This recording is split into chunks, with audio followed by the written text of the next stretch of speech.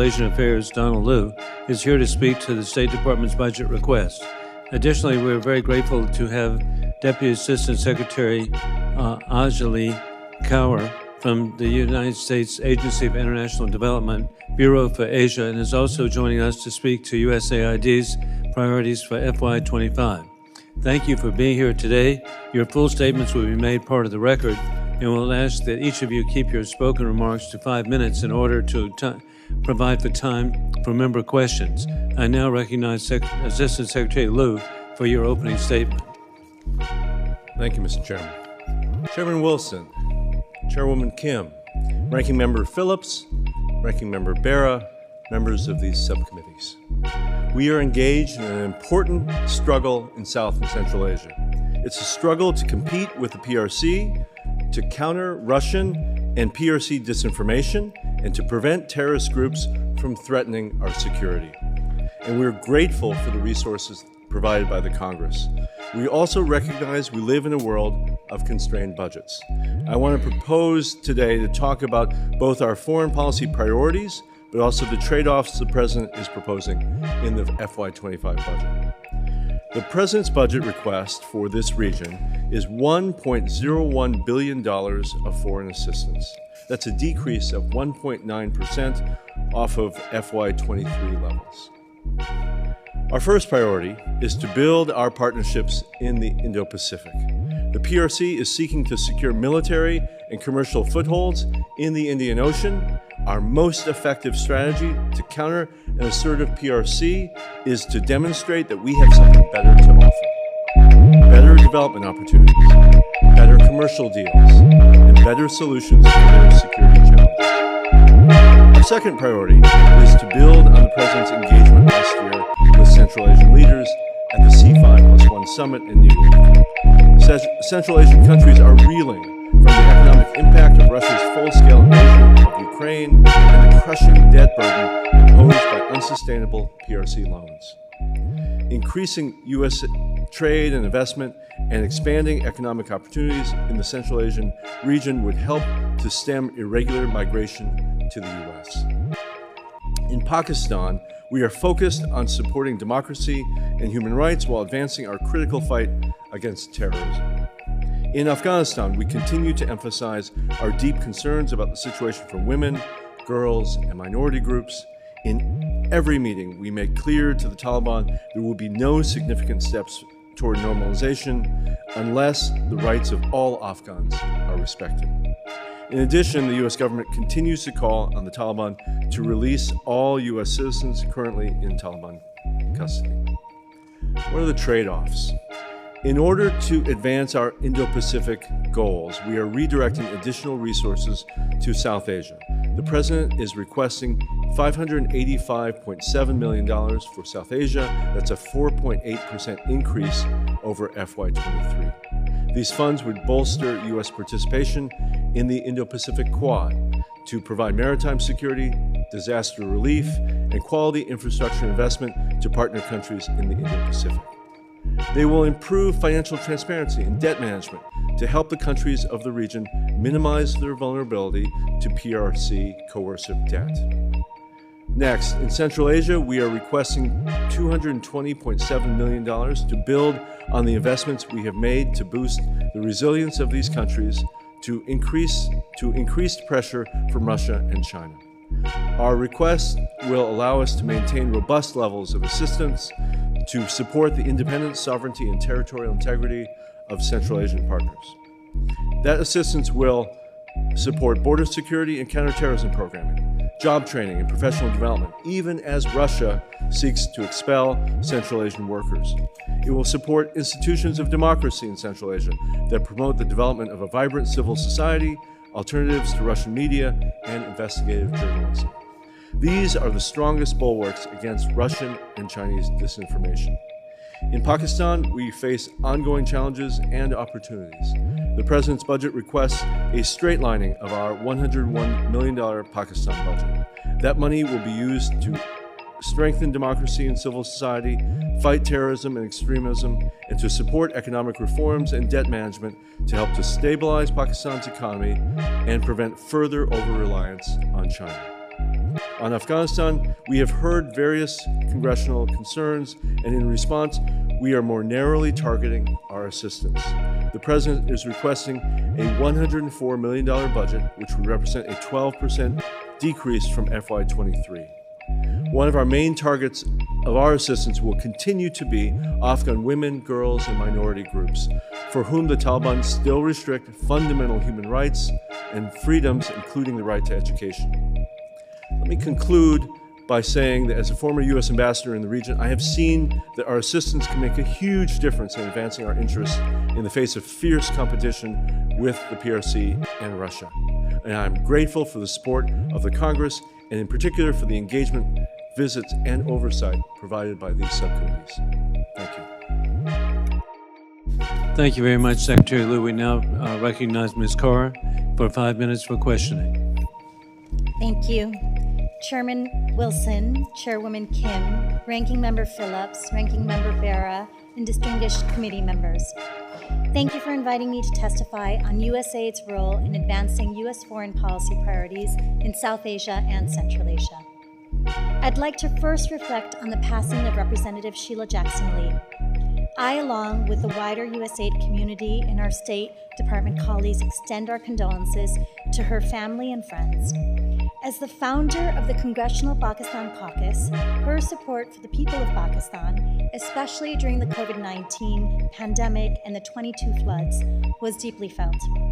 She leaves an indelible legacy as a champion of human rights and women's rights, and we're grateful for her years of leadership and dedication to American foreign policy. Turning briefly to Bangladesh, we remain concerned about the levels of unrest, and we're working in close coordination with our USAID mission and State Department colleagues to ensure the safety of our staff. In complex situations with strongly held opinions, peaceful civil discourse is essential to the future, and hoping for the de-escalation of tensions and avenues of non-violent engagement there soon. On the FY25 request, South and Central Asia is home to enormous opportunities, growing potential for stronger regional cooperation, improved democratic governance, and responsible stewardship of natural resources. As one of the three essential lines of effort in U.S. foreign policy, diplomacy, development, and defense, USAID partnerships help the region address its most pressing challenges. Our approach starts not with the question of what we are against, but rather with what we are for. Supporting our partners to meet their own goals and aspirations, elevating transparency, partnership and good governance, and championing respect for human rights and democratic norms. These are all foundations for sustainable development. USAID works in lockstep with Congress to achieve our ambitious objectives, and as Administrator Power noted in her FY25 testimony, we recognize the need for trade-offs, and we appreciate your support to deliver even better value for money. The FY25 USAID request for South and Central Asia, including Afghanistan and Pakistan, is $832.9 million. This is a $14.5 million decrease, or 2% below the FY23 enacted levels. The FY25 request strategically focuses investments on a set of key efforts. First, connectivity. USAID will increase trade and investment diversification toward more inclusive and sustainable partnerships. We will support countries to resist coercive and unfair trade and investment practices. Second, our demand-driven climate change activities will reduce emissions, strengthen energy security, enhance climate adaptation and mitigation, and protect critical ecosystems and biodiversity. Third, through our affirmative development approach, we will strengthen good governance and improve basic service delivery, including health and education. And fourth, to bolster economic empowerment, gender equity, and human rights, USAID will work to increase women's political, civic, and economic engagement, address gender inequality, improve inclusion for persons with disabilities, and combat gender-based violence. I want to provide a few examples of how we're doing this.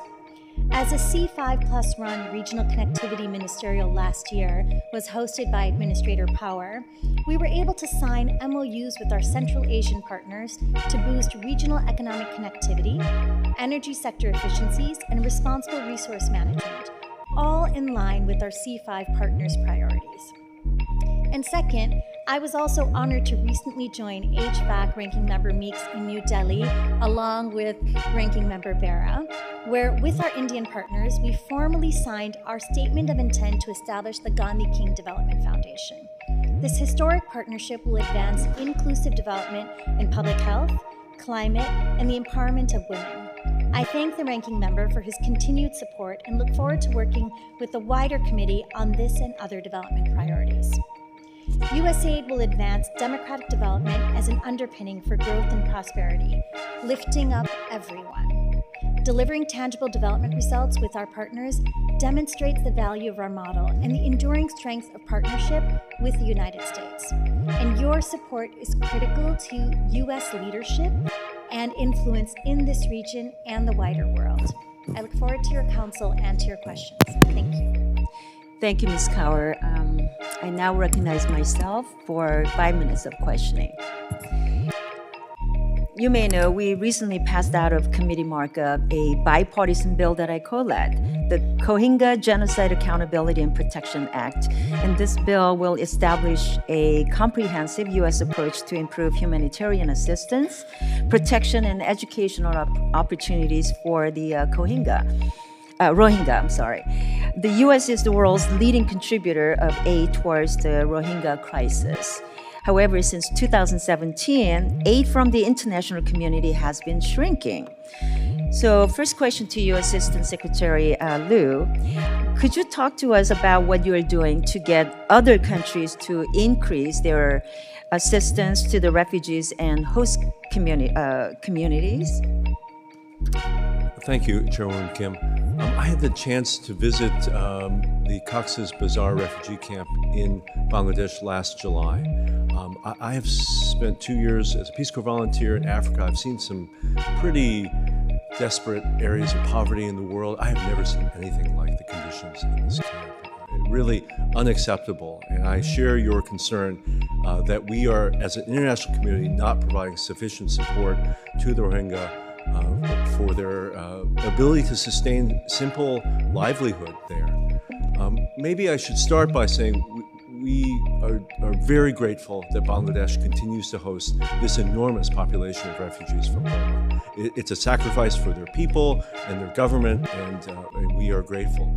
We are talking with the Bangladeshi government about what it would take to co-host a pledging conference in New York in September. We did that last year with them, but sadly, that was a pledging conference where only the United States pledged more money. And all the other countries that came were unable to commit more funding. We are talking about more strategic ways to get particularly countries from the Organization of the Islamic Conference more involved in supporting the really difficult conditions that exist on the ground for this refugee community.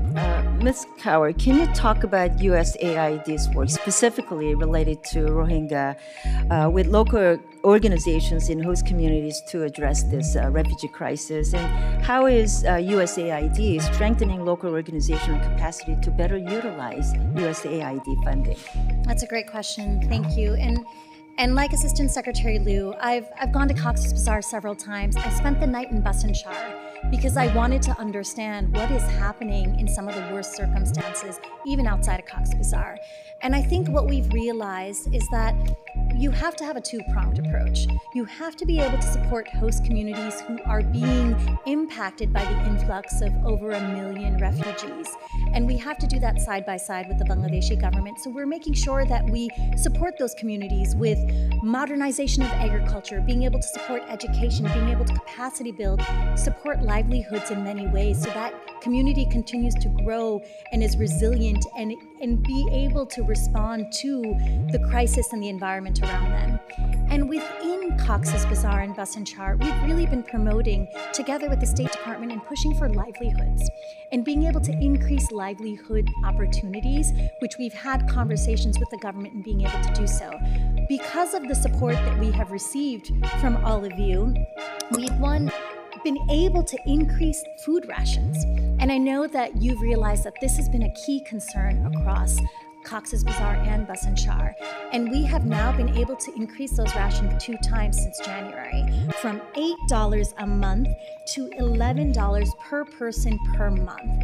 And our goal is to be able to reach full ration, which is $12.50 per person per month, which I know feels like nothing, but it is a step up from where we were, and we're able to support the World Food Program and being able to provide increased nutritional benefits to this population. That, together with livelihoods, is going to be a good approach in moving forward, together with supporting the host communities. Thank you very much for that. I do want to put in some other questions too, and shift to Maldives' growing relationship with the CCP.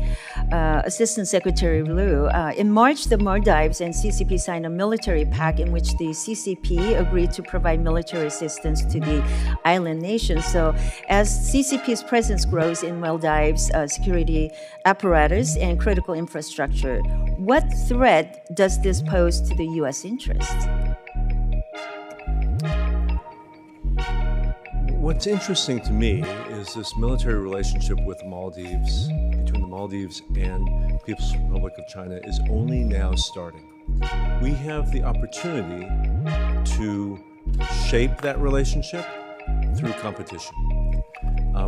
If you're the Maldives, you have a there is no change in the budget request dedicated to Maldives for FY25. So can you talk briefly about, or quickly, what is your plan to ramp up bilateral cooperation with the Maldives to decrease its dependence on CCP? Within the administration, we're talking now about allocation of the Indo-Pacific supplemental.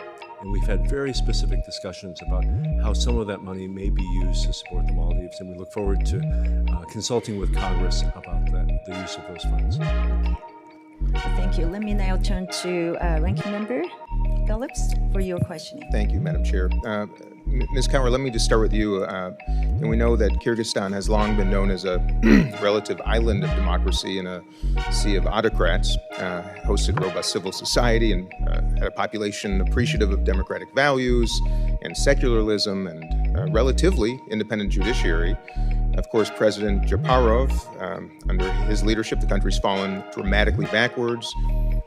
His recent Russian-style foreign agents law, of course, imposing onerous reporting and government oversight requirements on NGOs that receive foreign funding, is terribly disappointing. So my question is direct. How is Washington raising these issues of democratic backsliding, and particularly relative to that foreign agents law with the Kyrgyz government? It's a great and very important question, and I know that my colleague, as being former ambassador to Kyrgyzstan, will also step in with some of his thoughts. I think what's been surprising to us over the years is seeing such a vibrant democracy in Kyrgyzstan change over this past several years and backslide to the extent that we're seeing by laws and legislation such as this. And it's not just Kyrgyzstan. We're seeing this domino effect of that. It happens in Kyrgyzstan, it travels across the region. And what we seek to do with our resources that you're providing us is being able to ensure that we can provide resilience, resources, legal aid, support, emergency funding to these organizations, be able to create a vibrant civic participation, especially amongst young people, understanding their rights, engaging with the institutions, work on capacity building with the institutions. If I could just add, just because time is limited, if you could just be direct though about how have we brought up this subject directly to the Kyrgyz government? Okay, we have. So yes. with the de facto Prime Minister Japarov Right. came to Washington, D.C. I joined Administrator Power in that meeting directly with him where we raised these concerns. We've offered alternatives. We've offered to work with him in revamping this legislation and thinking about what type of legislation would actually be appropriate for a vibrant civil society to continue to exist. It was received with an open mind. I think we're going to engage and see how that takes place. Okay, terrific. I do want to move on to Afghanistan because with both of you, and time is somewhat limited. So let me just state the obvious. I think most of us want to help from a very human and humanitarian perspective suffering Afghans. And none of us want to see the Taliban enriched by so doing. I know it's a challenge. So first question, starting with you, Mr. Liu, what steps does the U.S. take to ensure that humanitarian assistance reaches the people in Afghanistan and doesn't benefit the Taliban? So our oversight, our monitoring of distribution of U.S. assistance in Afghanistan has some of the most strict conditions anywhere in the world. We provide assistance only through UN agencies, international NGOs, American NGOs, and trusted local implementers, period. No money goes through the Taliban or to the Taliban. I'm aware that SIGAR has made accusations that large amounts of money from the international community generally, not specific to America, has gone to the Taliban. We're studying very closely those allegations. What I can see, looking at them as a whole, is that they're talking about things like utility payments for services. They're talking about license and registration fees. They're talking about things that look like taxes in other countries. And we should understand that and prevent that wherever possible. But we are not talking about USAID or other donors giving money directly to the Taliban. I appreciate it. On that subject, because of course in the SIGAR report, that $11 million in the big scheme of things is not much, but of course none of us here want to see a penny enriching them. So we all, of course, encourage anything we can do to prevent that. Ms. Kaur, did you have any comments on that too? Yeah, I just wanted to double down on our safeguards and risk mitigation. We've got third-party monitors. We do everything possible to ensure that diversion does not occur. And when there are any signs of diversion occurring, we intervene immediately. Can you give any specific example? Yeah, That'd be very absolutely. helpful. I mean, I just want to talk about the process that we have. Because we have 30 seconds, I just want to make sure Our we get it in. partners reach out to Taliban provincial representatives when a sense of diversion occurs. We ensure that they're aware that diversion has been attempted. We explain that diversion will not be tolerated, result in suspension of attempts.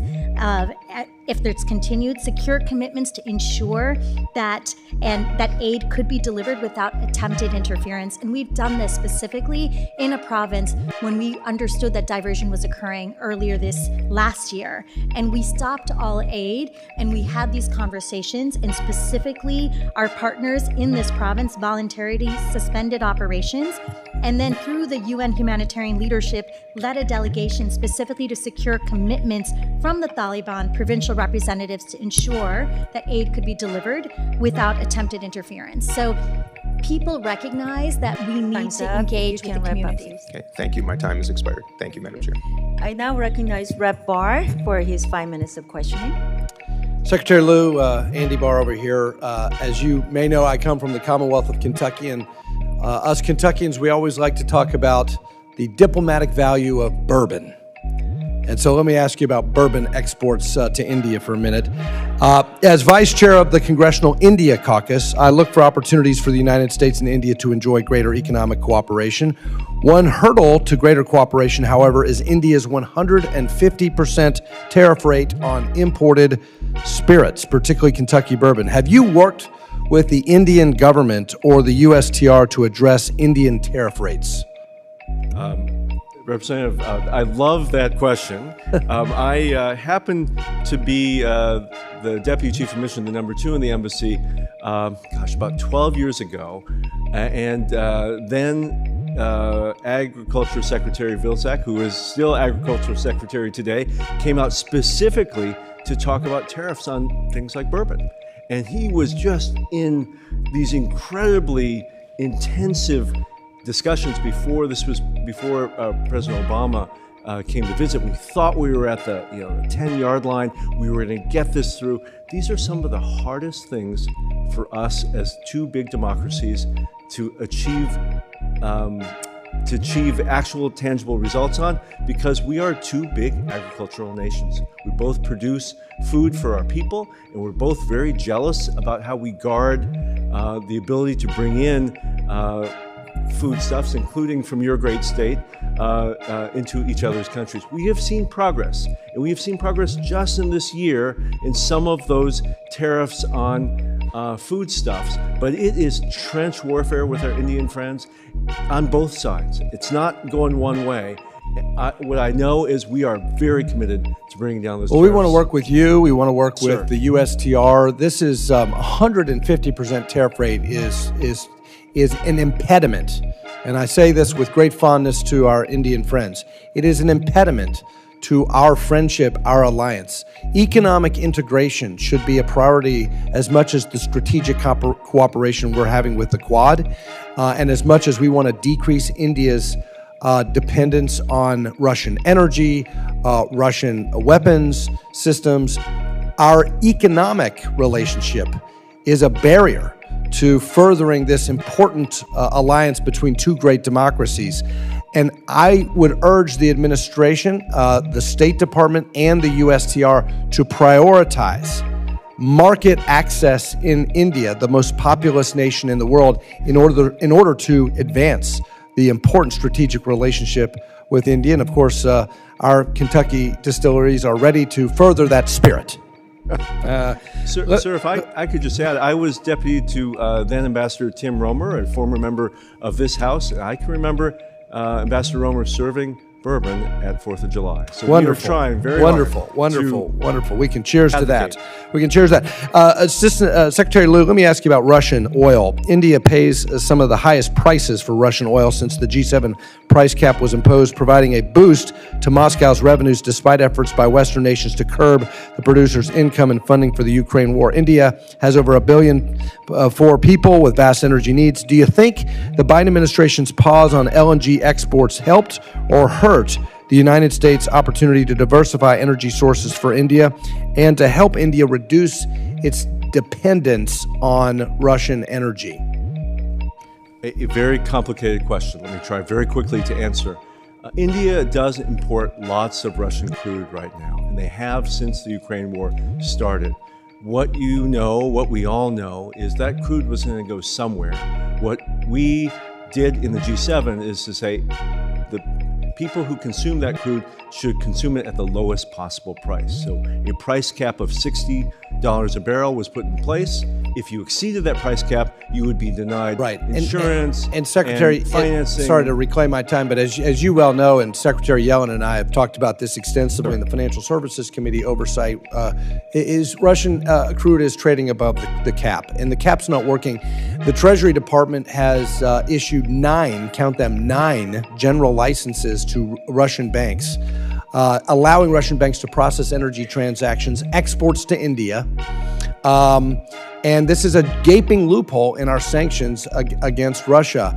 I think we need to export more American energy to India, and we need to actually deprive Putin of the financing he's using, some of it coming from India, our friends in India, to finance this further invasion of Ukraine. I urge the State Department to work with Treasury to reconsider. Thank you. Thank you. I yield. Thank you, Mr. Chairman. Now recognize Congressman Ami Bera of California. Thank you, Mr. Chairman. I appreciate that.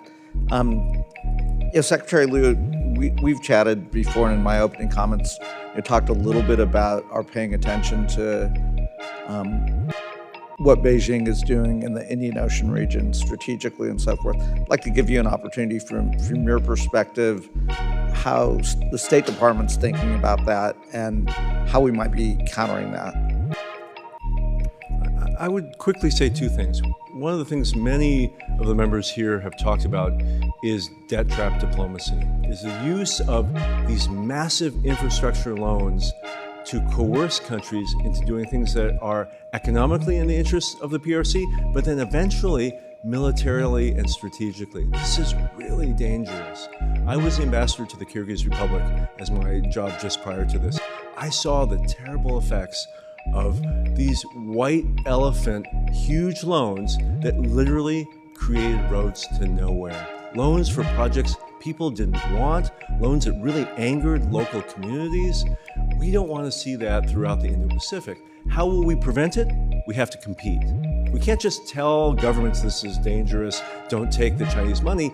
They have very few options. And so what I can see today, our resources provided by this Congress are helping us to compete. Sri Lanka is a place where the PRC has been all over them, have provided loans that eventually turned out to be Chinese control of the Hambantota commercial port. We want to prevent that from being military control of that port. What are we going to do? We're going to invest, and we're going to show a better way of investing. And so DFC, the Development Finance Corporation, has almost $1 billion invested in Sri Lanka right now. We are the best investor. We are putting quality infrastructure in there, private sector led, for commercially viable projects. Great. Let me give Administrator Cower a chance to talk about some of the aid and development tools that would be helpful in countering the BRC in this region. And then also just if a 12% budget cut were to go into place as in the Republican, the state foreign ops budget that passed, how would that impact your ability to compete? Thank you. I want to add to what the Assistant Secretary mentioned, and one of the points that we do across the region is that, and especially in Sri Lanka and in the Maldives, is public financial management. And I think it's so critical because it speaks to the notion of the debt trap. And once these countries are in a situation where they don't know, or their systems or institutions are not strong enough to respond to the levels of debt they're dealing with, our technical assistance, we've put in a whole team that supports the Ministry of Finance in Maldives. We're doing the same thing in Sri Lanka side by side with the IMF.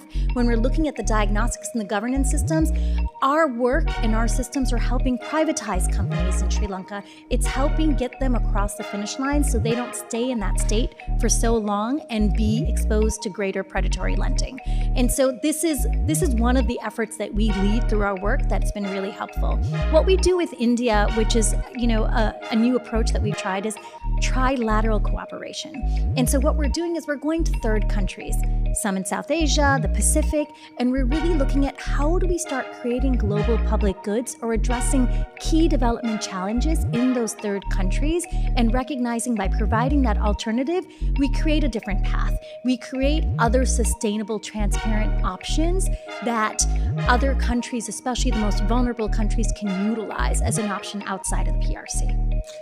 Can you give us a couple specific examples of how we might be working with India on aid and development going into those third countries or going into African countries and just leveraging resources? Would love to. We just had a really great India-US-Africa dialogue 2 months back.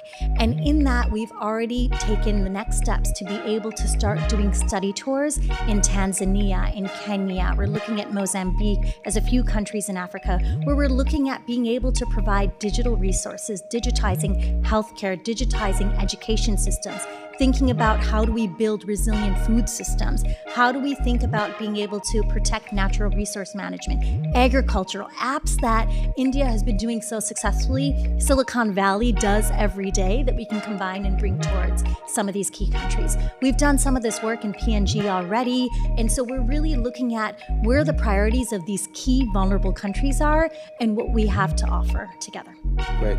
And I've only got 10 seconds left, so I'll yield back. Thank you very much, Congressman Bera. And again, thank each of you for being here today. And Secretary Liu, as a former co-chair of the Caucus of India and Indian Americans, this month I was shocked and saddened to see the embrace by Prime Minister Narendra Modi, who I so respect and admire, embrace war criminal Putin in Moscow on the very day that Putin intentionally launched missiles at the largest children's hospital in Kyiv, Ukraine. Prime Minister Modi is a hero of mine, who I have visited in New Delhi. I've welcomed twice to address Congress, along with being present with Governor Nikki Rondella Haley of South Carolina, at Madison Square Garden in New York City. I was with President Donald Trump at the Howdy Modi welcome for Prime Minister Modi. 40,000 people there in Houston, Texas, and it turned out something I know. It was the largest assemblage of millionaires in the history of the world, because the Indian American community has been so successful. The future of India should be with democratic free markets. As we have seen, Indian Americans have achieved the highest level of income of any immigrant group in the United States. In fact, Indian Americans make twice the income of the average American, and indeed it's due to association with democracy, not dictatorship. And the dictatorship what war criminal Putin is trying to restore the failed Soviet Union, and he wants to oppress first the people of Russia, and it's to the benefit not of the people of Russia, but to the oligarchs, just as the communist regime was to benefit the ranking members of the Communist Party. With that in mind, India should be a beacon for democracy and not dependent on a dictatorship. What can be done, Mr. Secretary, to promote India not being dependent on inferior Russian weapons and cheap commodities? And we know that the gas that's being purchased, the funding of that is going to kill Ukrainians. Mr. Chairman, I could not agree with you more about our disappointment about the symbolism and the timing of Prime Minister Modi's trip to Moscow. We are having those tough conversations with our Indian friends, I assure you. Maybe if I could just take a moment to put into context that visit. Prime Minister Modi, 2 weeks before he went to Moscow, also saw President Zelensky on the margins of the G7 summit in Italy. Then we were looking very carefully at what Modi did when he was in Moscow. We did not see any new major defense deals. We saw no major discussion of technology cooperation. In addition, you have Modi having said in front of Putin on live television his feeling that the war in Ukraine could not be won on the battlefield, and the pain that he felt watching the death of children in war, a clear reference to the bombing of the children's hospital in Kyiv that happened while he was there. I share your concern about this visit, sir, and we are trying very hard to communicate those concerns directly to the Indians who have canceled billions of dollars in defense purchases over these last 2.5 years because the Russians, they can't deliver anymore. And so we're working very hard on that, sir. Well, Secretary Liu, please, my heart's been with the people of India. My dad served in India during World War II with the Flying Tigers. And so it's just been so exciting to see that country come to life after decades of socialist government with no achievement, and now the largest middle class in the history of the world. But complicity with war criminal Putin is beyond what we should have. Additionally, another challenge indeed is Central Asia. And these are countries that are fledgling democracies, but also they were former Soviet republics. And so it should be recognized that war criminal Putin, as he tries to restore and recreate the failed Soviet Union to benefit oligarchs, that would include the new countries of Central Asia. What can be done to protect them from the restoration of the failed Soviet empire? Sir, the Central Asian people are very angry at Russia right now. They're angry for the economic hardship they're facing because of Putin's unprovoked war in Ukraine, but they're also now angry at the fact that ethnic Central Asian people are being expelled from Russia, are being discriminated against. There's violence being committed against them. At the same time that's happening from Russia, we are trying to spend the money that Congress has provided through previous Ukraine supplementals to do job creation, to those migrant workers who are flooding back from Russia into Central Asia are being retrained with U.S. taxpayer dollars to be productive citizens in their own countries, to find economic opportunity for their families in their home countries so they don't have to migrate further. We're teaching them English. We're coming up with ways that the products that they produce can be exported not through Russia, but through the Caspian. All of that's being done with money provided by this Congress. Well, thank you for